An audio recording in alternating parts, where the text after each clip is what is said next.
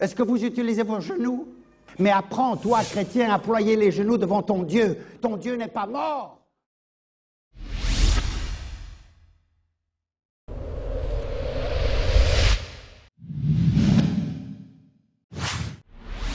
Bien-aimés, c'est l'heure du choix.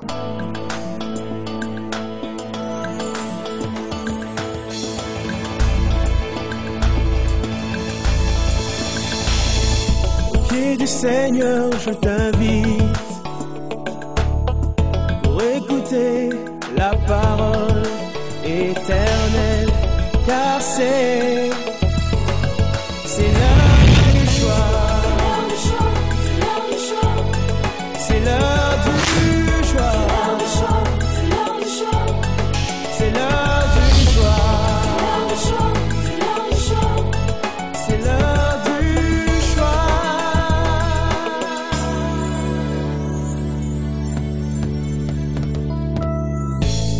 Bon appétit, bon appétit. Nous allons lire Psaume 23, 1 à 6. Allons-y. L'Éternel est mon berger, je ne manquerai de rien. Il me fait reposer dans des verts pâturages. Il me dirige près des eaux paisibles. Il restaure mon âme. Il me conduit dans les sentiers de la justice à cause de son nom. Quand je marche dans la vallée de l'ombre de la mort, je ne crains aucun mal, car tu es avec moi. Ta houlette et ton bâton me rassurent. Tu dresses devant moi une table en face de mes adversaires. Tu induis ma tête et ma coupe déborde. Oui, le bonheur et la grâce m'accompagneront tous les jours de ma vie et j'habiterai dans la maison de l'Éternel jusqu'à la fin de mes jours. Amen. Proverbe 4, 18. Et comme la lumière resplendissante, dont l'éclat va croissant jusqu'au milieu du jour. Amen. Amen les justes. Bon appétit les justes. Bon appétit les justes. Enjoy your word.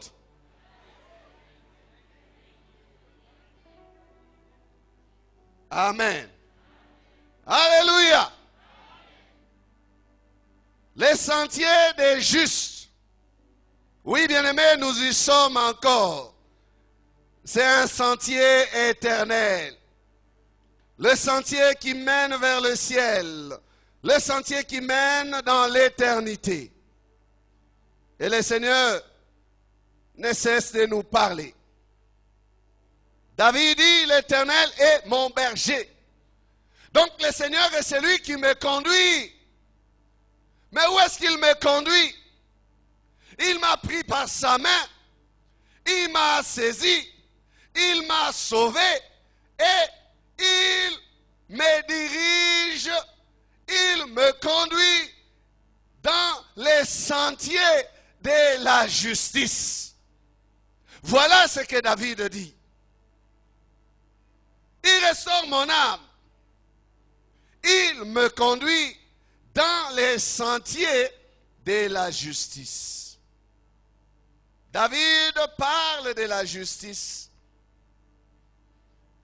Justice de Dieu, qui le conduit, lui, homme, sur les sentiers de la justice. Le juste n'a pas sa propre justice. Il a la justice de Dieu. C'est la justice de Dieu.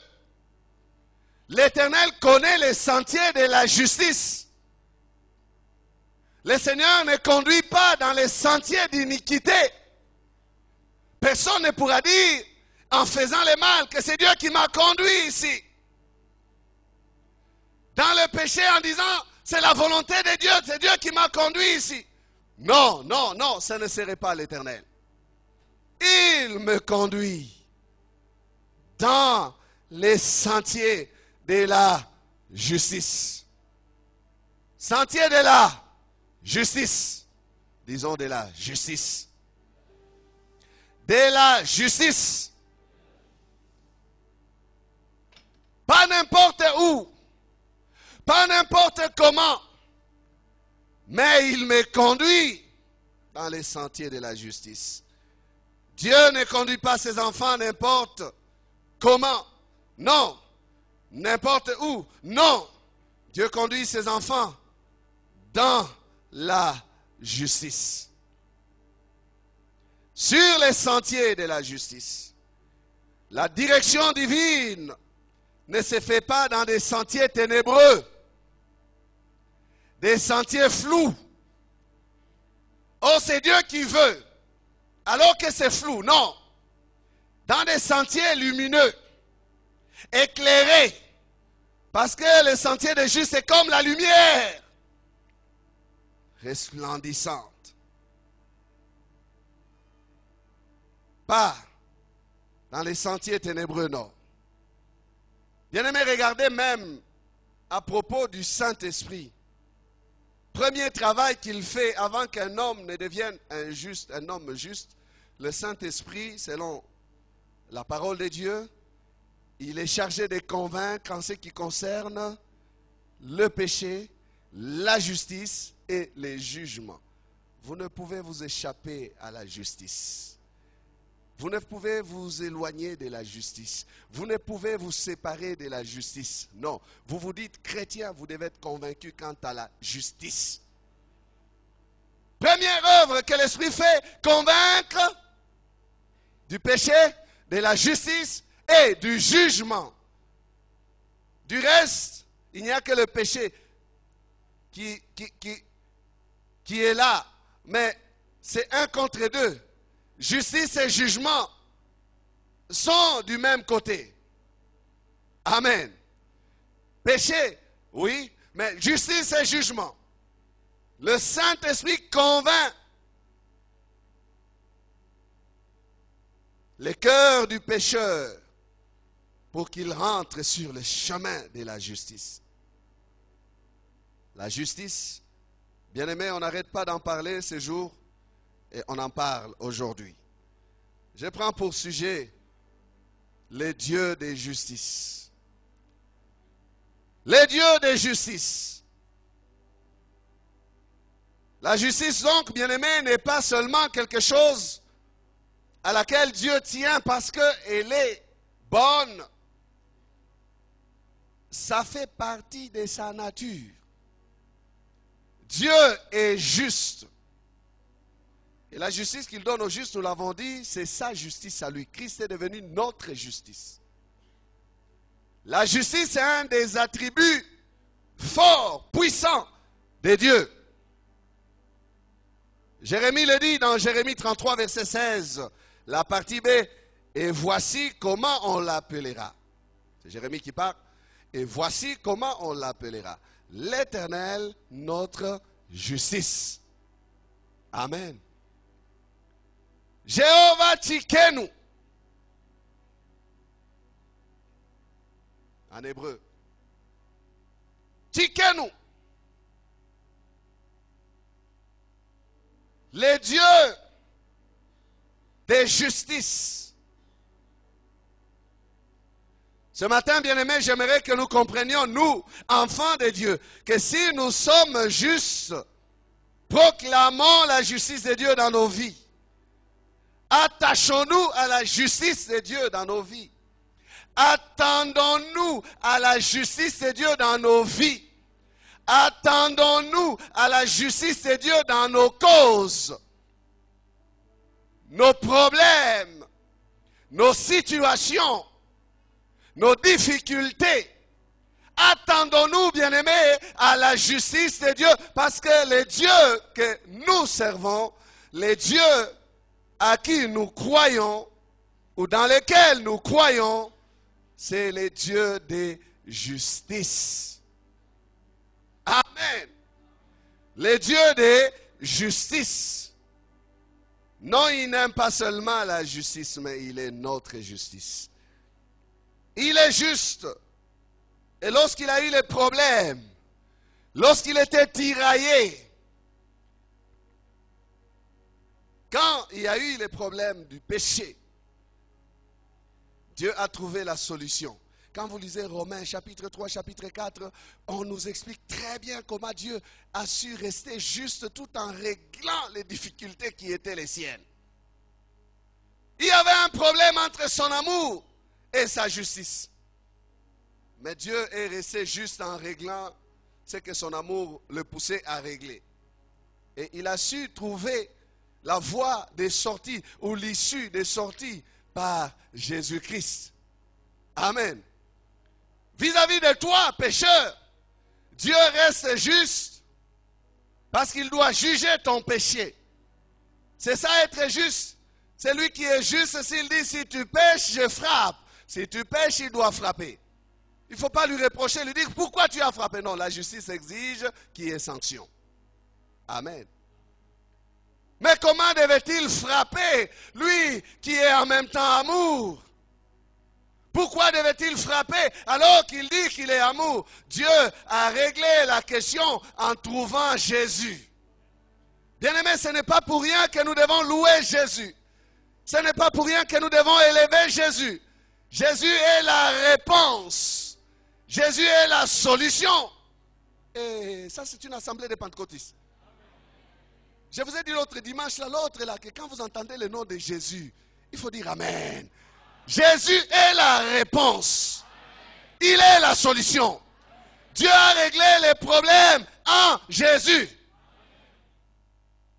Il a tant aimé le monde. Il a trouvé Jésus, il a donné Jésus à ta place. Il t'a tant aimé toi pour ne pas te frapper. Il a frappé qui? Jésus. Si tu peux te rendre compte de la puissance de la grâce de Dieu sur ta vie, c'est à cause de Jésus. Amen. Jésus, c'est un incomparable nom. Jésus, cet homme mystique, mystérieux, que l'on n'a jamais saisi dans sa totalité. En même temps homme, en même temps Dieu. Pas moitié-moitié, non. Pleinement homme, pleinement Dieu. La divinité était en lui pleinement. Mais l'humanité était aussi en lui pleinement. S'il n'était pas comme ça, il allait nous tromper, dire oh non, il a connu les problèmes, tenté en toutes choses, il n'a pas péché. Nous pouvons trouver des excuses et dire non, Jésus, tu n'étais pas comme nous. Non, Jésus était comme nous. Il a pris un corps semblable au nôtre. Ne trouve pas d'excuses, bien-aimés. Jésus est passé par là. Notre solution, c'est Jésus. Notre réponse, c'est Jésus. Alléluia. La justice est Dieu, donc, bien-aimé. L'homme, en relation avec Dieu, Dieu traite avec sa créature en fonction aussi de sa justice. Dans tout ce que Dieu fait pour nous, par rapport à nous, Dieu se préoccupe de sa justice. Dieu ne va pas être distrait quant à sa justice. Il y a beaucoup de personnes qui pensent comme cela, qui croient que même le temps de la grâce endort Dieu, que sa justice n'agit plus. Non.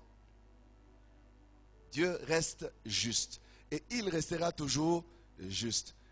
Il ne peut souffrir de corruption, Dieu. On ne peut les corrompre. On ne peut l'aveugler par des présents. Nos offrandes ne sont pas chargées de fermer les yeux de Dieu. Non. Nos dîmes ne peuvent pas apaiser Dieu.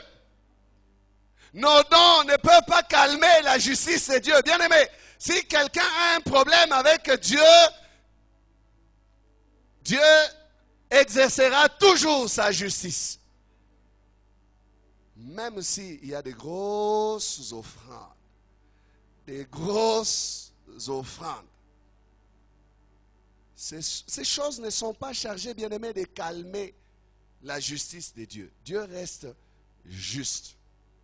En bénissant, Dieu bénit selon la justice. En guérissant, Dieu guérit selon la justice. Regarde un peu ton frère. Dis, c'est la justice de Dieu. Dis-lui bien, c'est la justice de Dieu.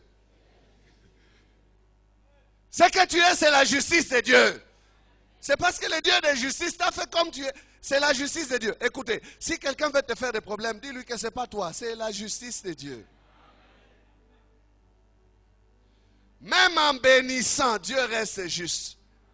En élevant, Dieu reste juste. C'est la justice de Dieu qui fait que des hommes comme des Jephthé puissent devenir des dirigeants. Fils de prostituées. Rejeté par tous. Personne n'avait le regard sur lui. Mais la justice de Dieu a équilibré les choses.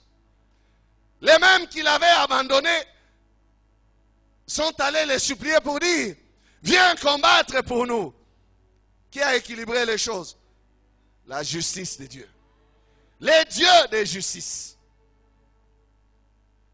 C'est la justice de Dieu, bien-aimé, qui fait que les oubliés puissent être comptés. Ceux qui ne sont pas sur les listes puissent se retrouver engagés. Parce que Dieu est juste. Ceux qui n'assistent pas aux grandes réunions peuvent être aussi cherchés. Les dieux de justice. Est-ce que quelqu'un est en train de me suivre très bien? Ne pleure pas trop sur ton sort. Tu es juste. Attache-toi à la justice. Qui est des complots contre toi? Attache-toi à la justice. Tu as un juste juge qui est au ciel, qui abaisse ses regards sur la terre pour peser les actions des hommes et qui saura comment il va intervenir. Dieu sait créer une brèche, ouvrir une porte là où il y a des portes fermées à cause de sa justice. À cause de sa justice. Oh mon frère, ne pleure pas. Je prendrai 3 exemples seulement aujourd'hui pour te parler de la justice de Dieu ou du Dieu de la justice. Le premier exemple, c'est celui de Jacob. Allons dans Genèse. 3 exemples seulement.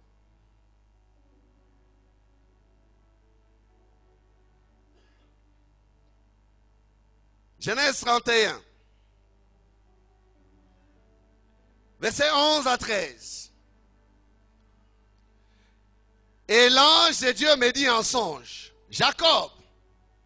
Je répondis, me voici. Il dit, lève les yeux et regarde. Tous les bouts qui couvrent les brebis sont rayés, tachetés et marquetés. Car j'ai vu tout ce que te fait Laban. Je suis le Dieu de Bethel, où tu as oint un monument, où tu m'as fait un vœu. Maintenant, lève-toi, sors de ce pays et retourne au pays de ta naissance. Amen. Le moment de partir était arrivé. Dieu a tenu conseil avec ses 2 assistants, le Fils et l'Esprit. Et ils se sont décidés de libérer Jacob. Et le décret a été signé. La sentence a été rendue. Jacob doit sortir, mais Jacob ne sortira pas les mains vides à cause du Dieu de la justice. Jacob va sortir. Dieu lui dit la nuit déjà que demain lève-toi, sors, tu rentres dans le pays que j'ai promis à tes pères, pays qui te revient de droit. Le jugement a été signifié à Jacob dans les songes.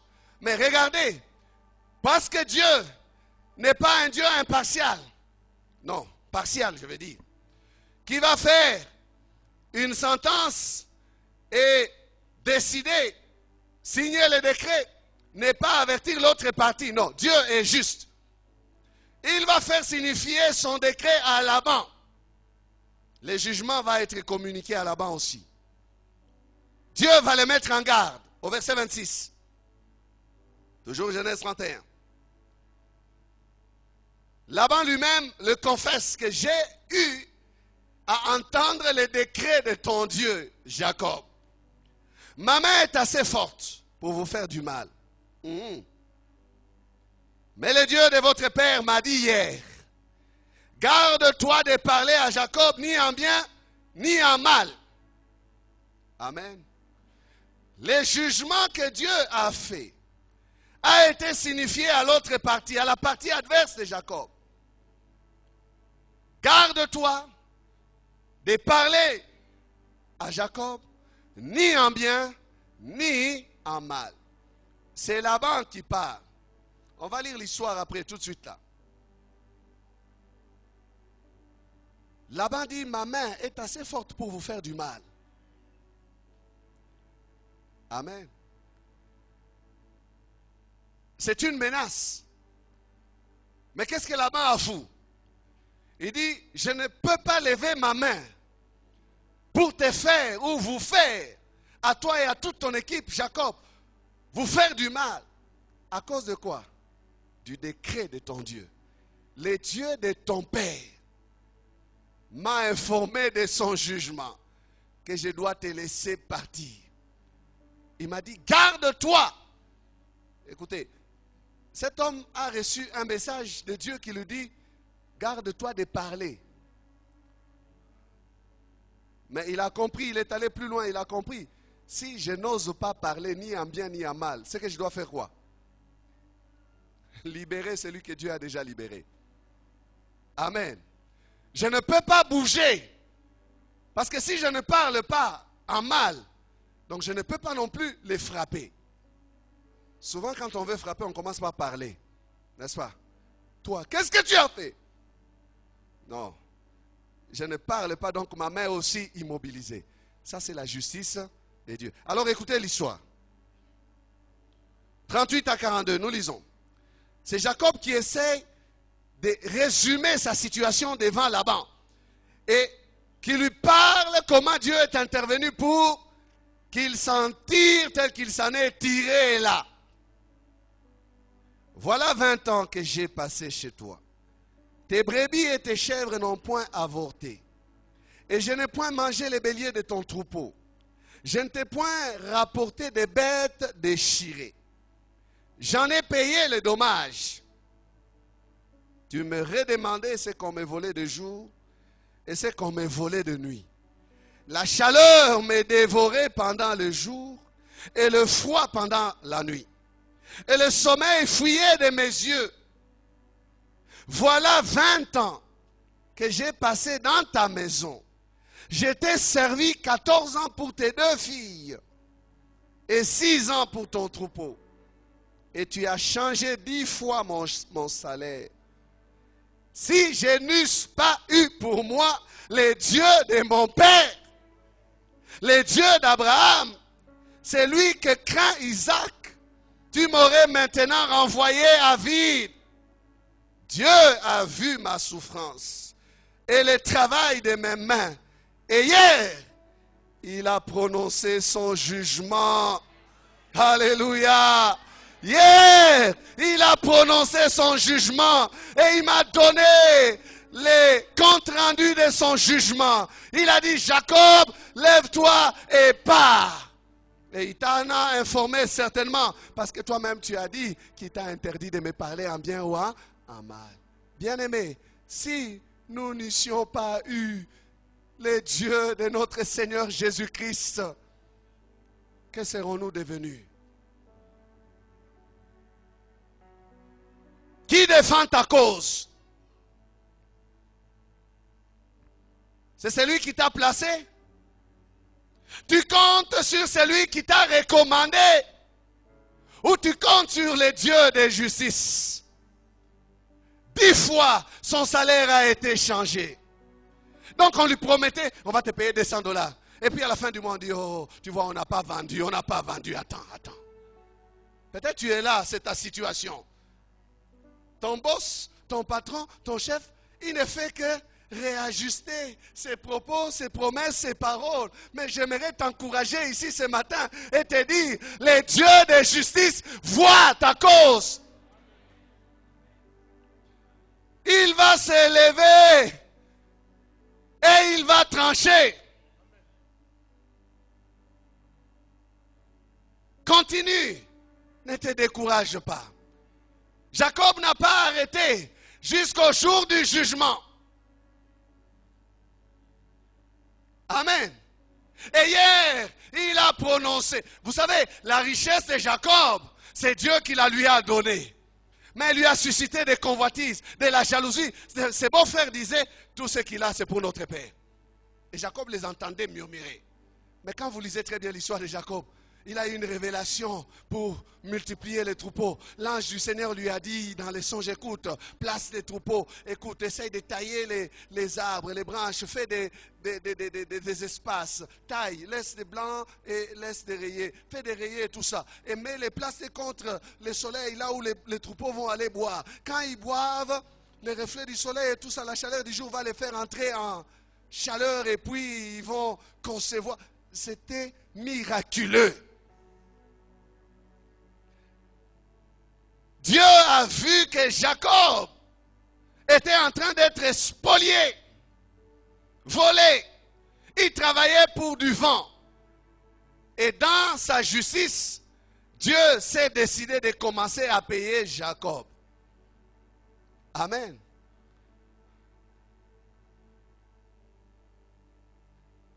Vous savez, le problème que nous avons de nos jours, c'est que notre société croit que quand quelqu'un émerge, il a fait quelque chose de flou. Surtout chez nous ici en Afrique.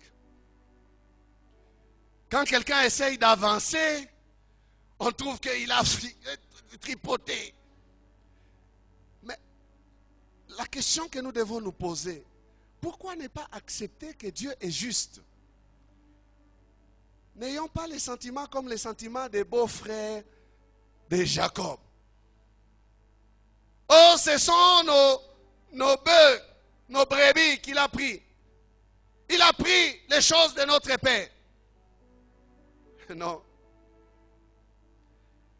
C'était le résultat de 20 années de travail. La justice de Dieu est entrée en jeu pour récompenser Jacob. Il a été récompensé. Vous savez, certaines personnes bien-aimées, quand vous les regardez aujourd'hui, vous les voyez, il est en train de rayonner. Vous croyez que ça a commencé aujourd'hui? Non, derrière lui, il y a 20 ans. Est-ce que je parle à quelqu'un ici? Derrière lui, il y a 20 ans. 20 ans de souffrance, 20 ans de misère, 20 ans de salaire changé, tripoté. Mais comme la justice de Dieu est intervenue, cet homme, vous le voyez comme il est. Vous voulez lui faire des problèmes. Écoutez, ne lui faites pas des problèmes. Vous risquez d'avoir des problèmes avec la justice de Dieu. Amen.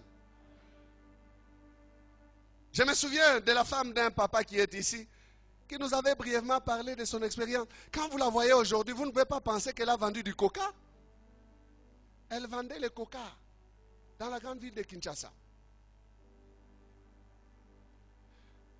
Si vous le voyez aujourd'hui, vous allez dire, oh, vraiment. Mais derrière, il y a 20 ans. 20 ans. Regardez un peu vous, il n'y a pas 20 ans derrière vous. Il faut regarder les Mbouta. Les Mbouta, ils sont où? Les Mbouta, 20 ans. Fais ça, il y a 20 ans.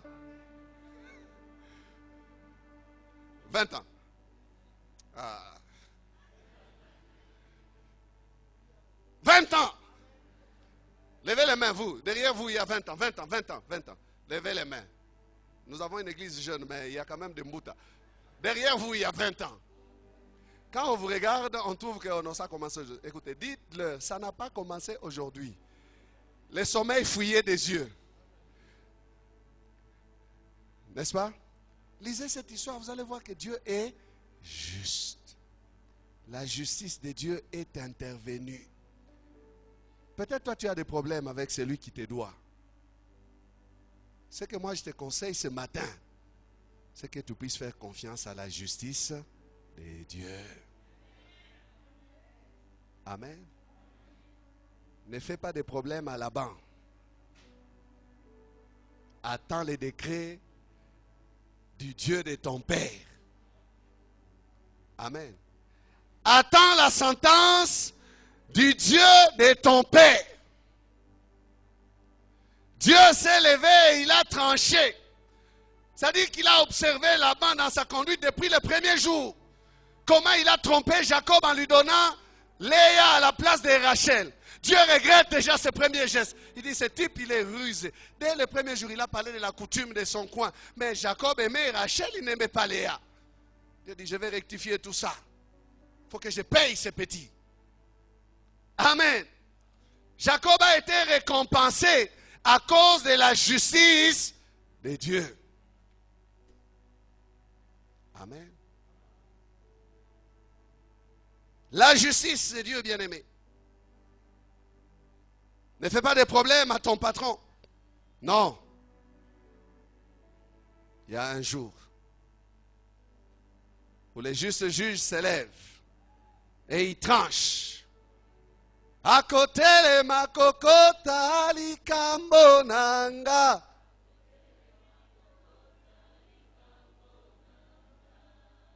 Alléluia. Un jour je sais qui s'élèvera dans ma vie, même le dernier. Un jour je sais. Amen. Chantez, priez, pleurez dans la présence de Dieu. Oh, j'ai travaillé pour un patron. Bien-aimé, je suis aussi passé par là et j'ai vu la justice de Dieu. Je voulais pleurer devant lui. C'était de belles promesses.